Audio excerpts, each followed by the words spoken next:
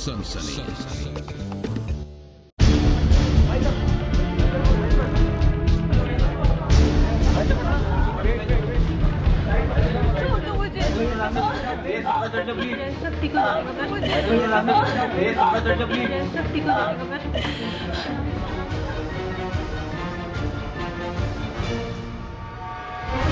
यही मैं चाहूंगा, अगर आप चाहें तो एक सेकंड ओपिनियन ले सकते हैं। डॉक्टर साहब, एक इमरजेंसी है। क्या हुआ? एक लड़की के साथ रेप हो गया। Oh my God. ठीक है सर, आप चलिए, फिर मिलते हैं। चलिए।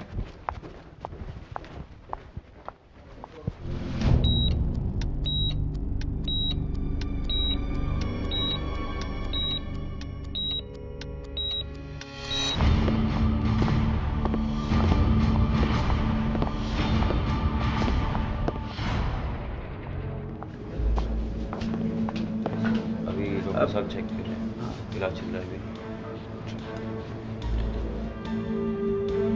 पेशेंट की कंडीशन अब स्टेबल है, अभी गहरी नींद में सो गई है। हर आधे घंटे में इसकी रिपोर्ट मुझे देते रहना। Okay sir.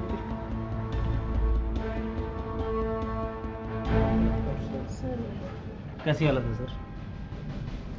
देखिए, लड़की बहुत डरी हुई है। हमने उसे नींद का इंजेक्शन दे दिया है। तो क्या होश में आते ही हम मिल सकते हैं? हाँ बिल्कुल। शरीर पर हल्की चोटें हैं, बस वो डरी हुई है, बाकी घबराने की कोई बात नहीं। ओके, मैं चलता हूं।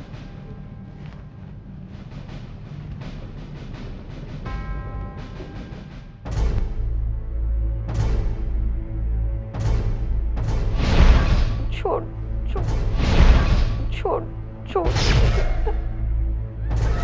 छोड़ दो मुझे।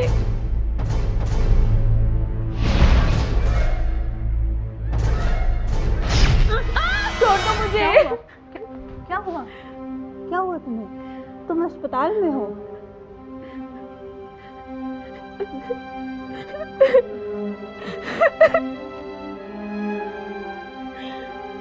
मैं बर्बाद हो गई। क्या हुआ तुमको?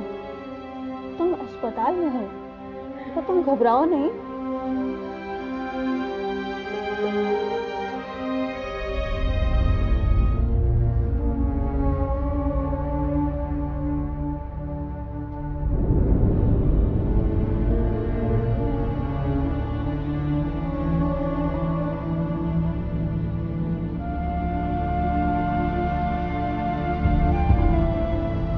हिम्मत रख दीप्ति, सब ठीक हो जाएगा।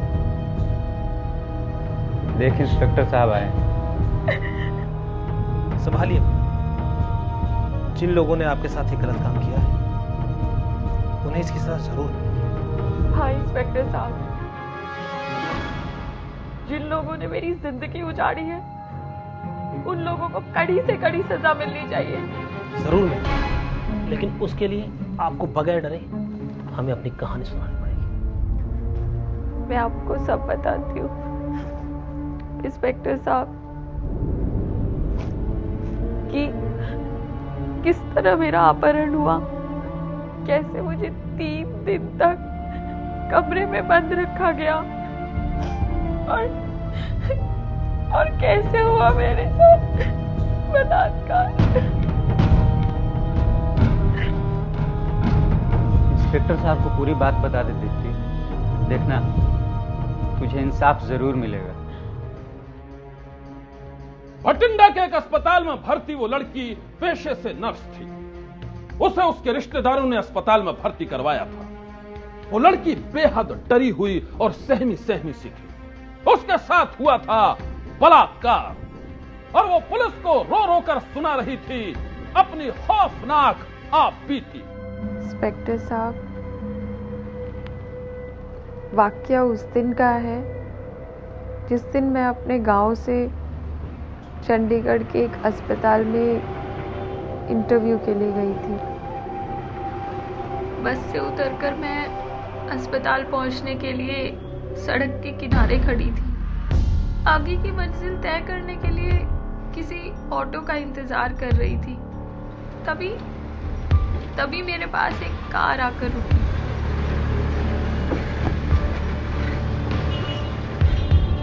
अरे दीप्ति तुम? अरे पुष्पा, आप यहाँ कैसे? मैं तो यहाँ इलाज के लिए आई थी, मगर तुम यहाँ कैसे आई हो? एक्चुअली एक अस्पताल में मेरा इंटरव्यू है, तो मैं ऑटो का वेट कर रही हूँ। आओ हम छोड़ देते। अरे नहीं नहीं, इट्स ओके, मैं चली जाऊँगी। अरे आ जाओ, हम तुम्हें तुम्हारी मंजिल तक पहुँचा देंगे। अब आप इतना फोर्स कर रहे हैं तो आओ आओ बैठो।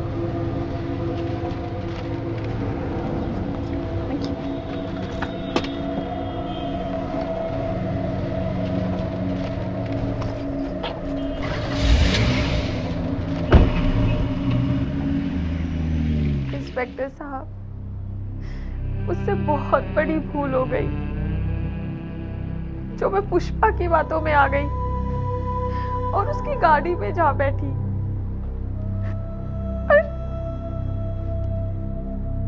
और मुझे क्या पता था कि उसमें दरिंदे सवार है।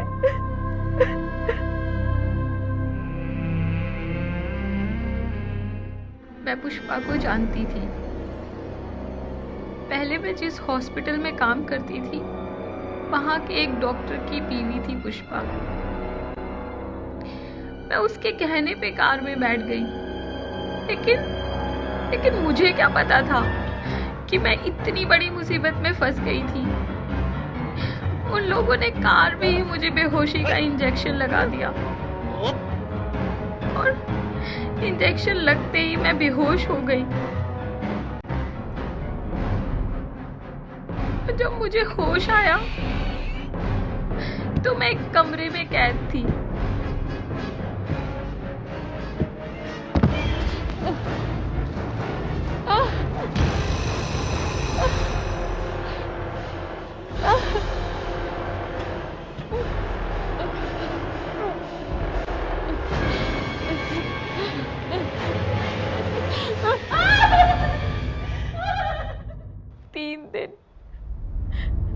पूरे 3 दिन तक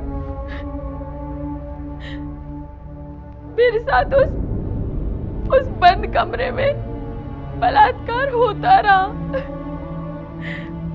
मैं उन बदमाशों से रहम की भीख मांगती रही, पर किसी ने मेरी एक नहीं सुनी। फिर आप उनके चंगुल से बाहर कैसे? मैं तो उनकी कैद में थी। हर पल मर रही थी। 3 दिनों तक मैं उस कमरे में कैद थी। फिर एक दिन उन लोगों ने मुझे जबरन कार में बिठाया। नाटक नहीं समझी, चल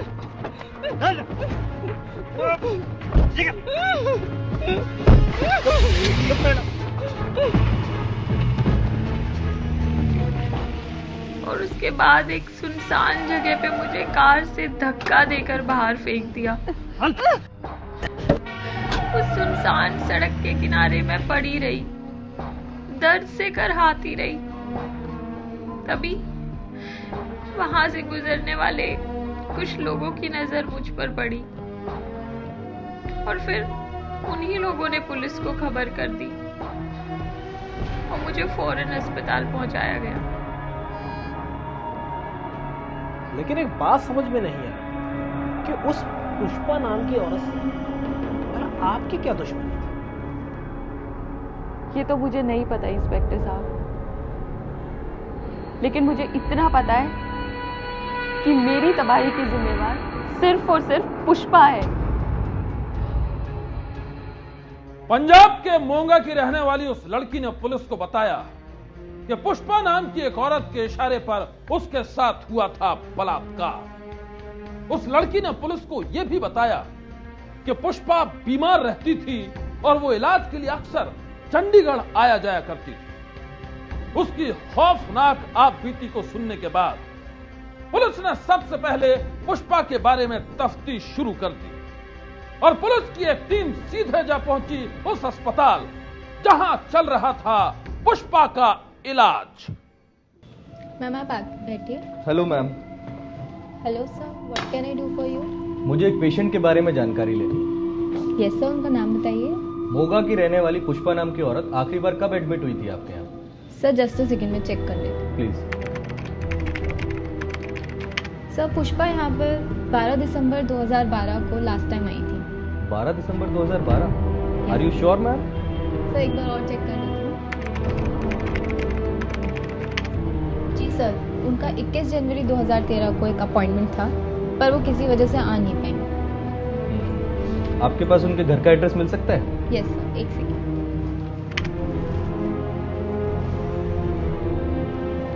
ये लीजिए सर पुष्पा का एड्रेस। पुष्पा, ठीक है ma'am, thank you so much. Thank you sir. चलो।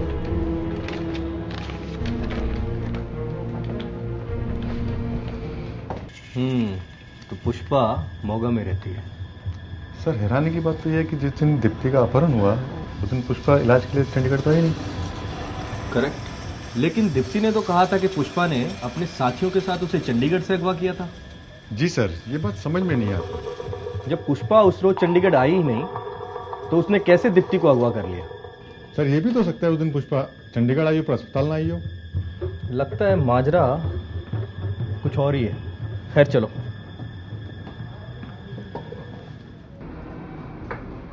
दीप्ति ने पुलिस को चंडीगढ़ के उस अस्पताल का पता दिया था जहां पुष्पा का इलाज चल रहा था। अस्पताल से पुलिस को यह जानकारी मिली कि पुष्पा उस रोज वहां इलाज के लिए पहुंची ही नहीं थी जिस रोज दीप्ति का अपहरण हुआ था। यह जानकारी बेहद चौंकाने वाली थी। पुलिस मामले की कड़ी से कड़ी जोड़कर आगे बढ़ रही थी कि तभी उसे मिली एक और बेहद अहम जानकारी। जैन सर, मेरी बात सुनो। सर एक बहुत ही अहम जानकारी मिली है सर। क्या? सर, जिस दीप्ति ने बलात्कार की कहानी सुनाई है वो अभी कुछ ही दिनों पहले तो जमानत पर जेल से बाहर आई। क्या? जेल में थी? जी हाँ सर, एक औरत को HIV पॉजिटिव का इंजेक्शन लगाने का इल्जाम है उस पर। क्या?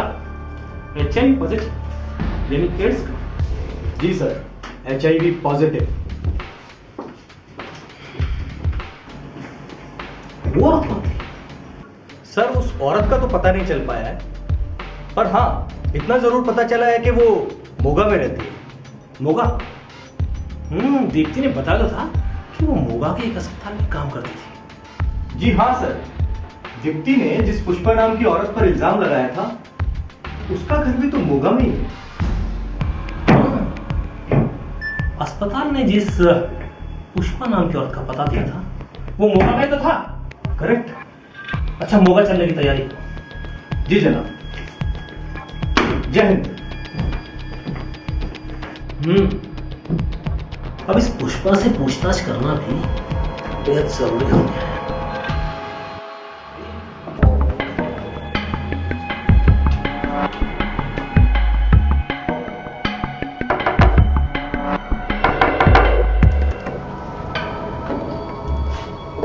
जी। आप ही का नाम पुष्पा है? जी, मैं ही पुष्पा हूँ। बताइए क्या हुआ? हुआ तो बहुत कुछ, और शायद आप जानती हैं। क्या मतलब है आपका?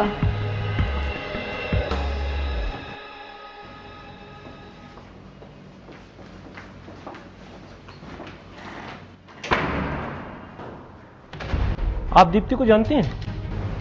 दीप्ति? वो नर्स दीप्ति? जी हाँ, वही। वो तो जेल में थी। क्या वो जेल से बाहर आ गई? झूठ के पांव नहीं होते और एक के खेल का खुलासा एक न एक दिन हो ही जाता।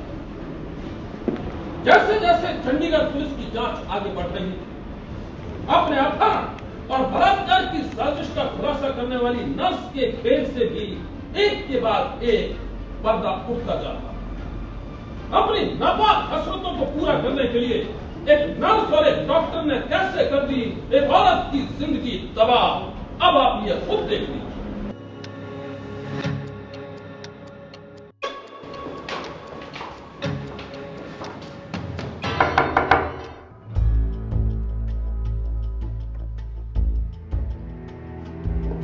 जी। आप ही का नाम पुष्पा है? जी, मैं ही पुष्पा हूँ। बताइए, क्या हुआ? हुआ तो बहुत कुछ, और शायद आप जानती भी हो। क्या मतलब है आपका?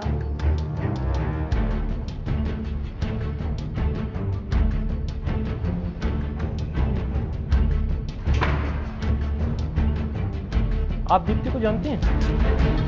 दीप्ति? वो नर्स दीप्ति? जी हाँ, वही।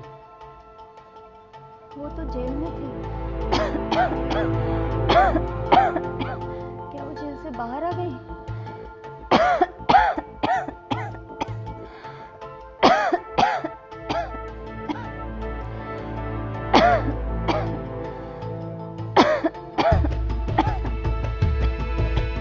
आपकी तबीयत कुछ खराब लग रही है।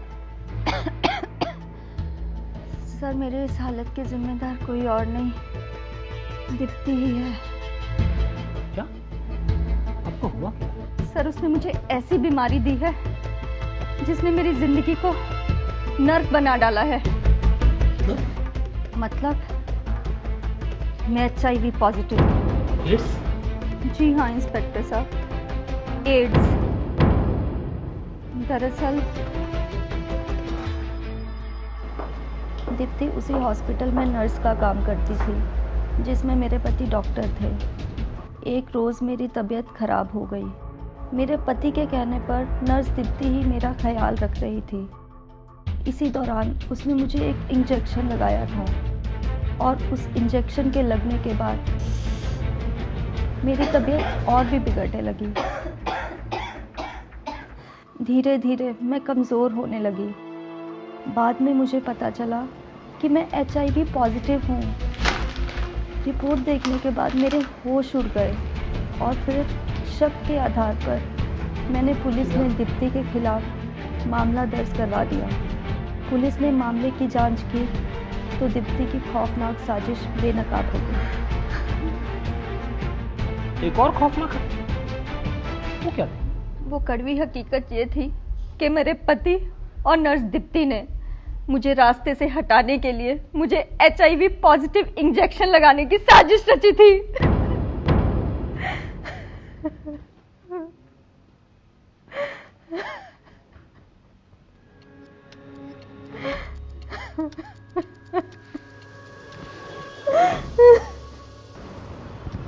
इंस्पेक्टर साहब, दीप्ति ने पहले मेरा पति छीना, मुझे इतनी खतरनाक बीमारी दी और वो मुझे चैन से जीने भी नहीं देना चाहती। आप हमें पूरी बात बताएं पुष्पा, आखिर हुआ क्या?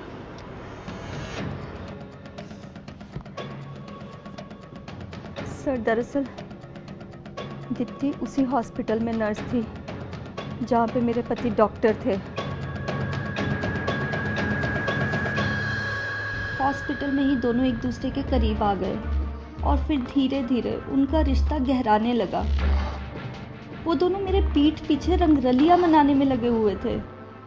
उन दोनों को लगा कि मुझे कुछ भी पता नहीं चलेगा, लेकिन मुझे उन दोनों पर शक होने लगा था। और जब उनको इस बात की भनक लगी कि मुझे उनकी करतूतों का पता चल गया है, तो उन लोगों ने साजिश के तहत मुझे एड्स जैसी खतरनाक बीमारी का शिकार बना डाला। पुष्पा ने जो कहानी पुलिस को बताई थी वो बेहद दर्दनाक थी।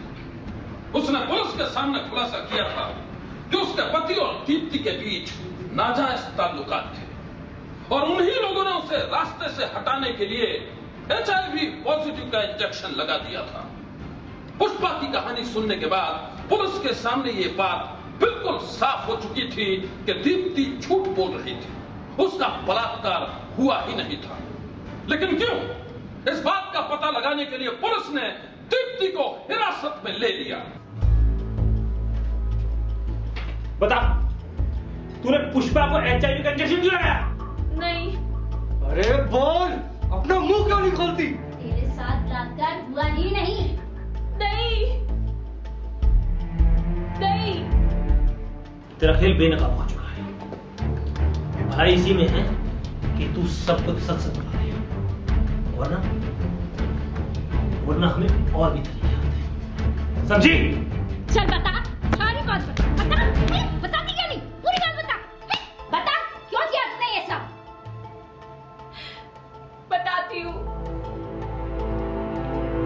बताती हूँ। मैं और पुष्पा के पति डॉक्टर अरुण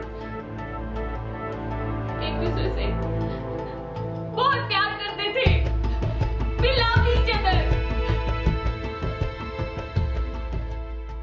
हम दोनों के बीच नाजायज रिश्ते थे। जैसे जैसे दिन गुजरते जा रहे थे, हमारी मोहब्बत और भी गहरी होती जा रही थी। हम दोनों ने साथ रहने का फैसला कर लिया था, लेकिन पुष्पा के होते हुए ये मुमकिन नहीं था। इसीलिए एक दिन मैंने उसे रास्ते से हटाने का फैसला कर लिया।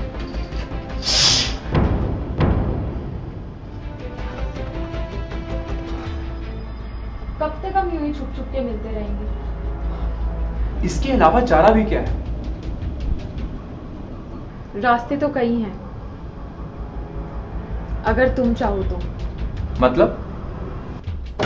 मतलब हमारे बीच तुम्हारी बीवी पुष्पा ही सबसे बड़ी रुकावट है। हाँ, वो मुझे तलाक नहीं देगी और जब तक वो जिंदा है हमको यूं ही मिलना पड़ेगा। इसीलिए मैंने ऐसा प्लान बनाया है कि सांप भी मर जाए और लाठी भी ना टूटे। मतलब?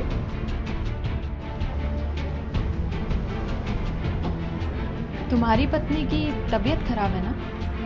हाँ, लेकिन तो बस इलाज के बहाने मैं उसे ऐसा इंजेक्शन लगाऊंगी कि हमारे रास्ते का कांटा हमेशा के लिए दूर हो जाएगा। इंजेक्शन? कौन सा इंजेक्शन? HIV पॉजिटिव का इंजेक्शन। क्या? HIV पॉजिटिव का इंजेक्शन?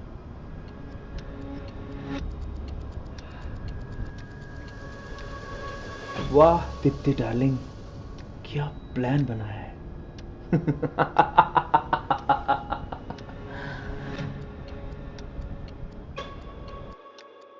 हमने पुष्पा को HIV पॉजिटिव का इंजेक्शन लगाने की साजिश रची।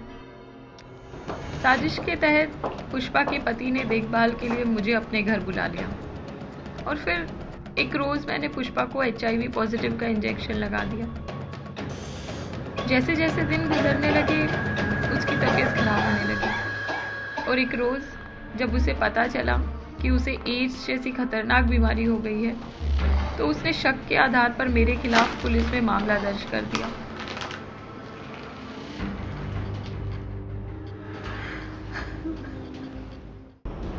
दीप्ति ने पुलिस को बताया कि पुष्पा की वजह से वो और उसका प्रेमी डॉक्टर दोनों सलाखों के पीछे पड़ गए और जेल की चार दीवारी से आजाद होने के लिए उनके सामने बस एक ही रास्ता था, और वो था कि पुष्पा अदालत को उनके खिलाफ गवाही न दे। और इसलिए उसे डराने के लिए दीप्ति और पुष्पा के पति ने जेल की चार दीवारी के बीच रची एक और खौफनाक साजिश। जेल में ही हमने ये प्लान बनाया कि अगर हम पुष्पा को किसी छोटे मामले में फंसा दें तो शायद वो डर जाएगी।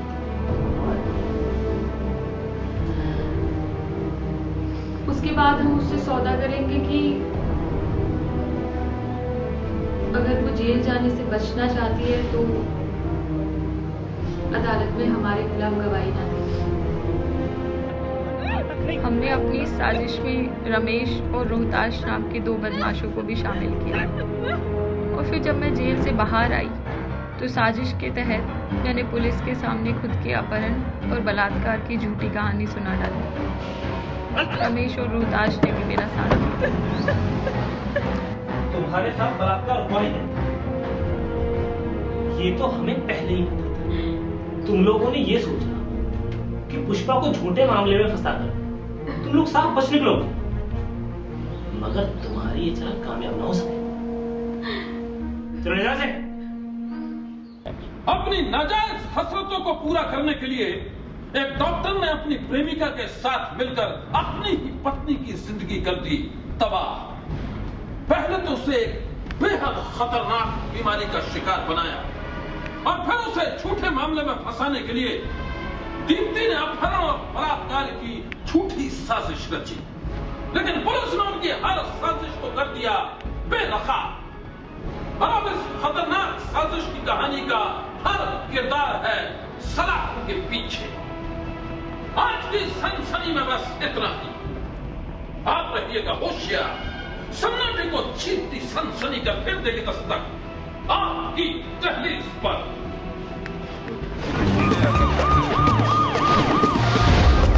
सनसनी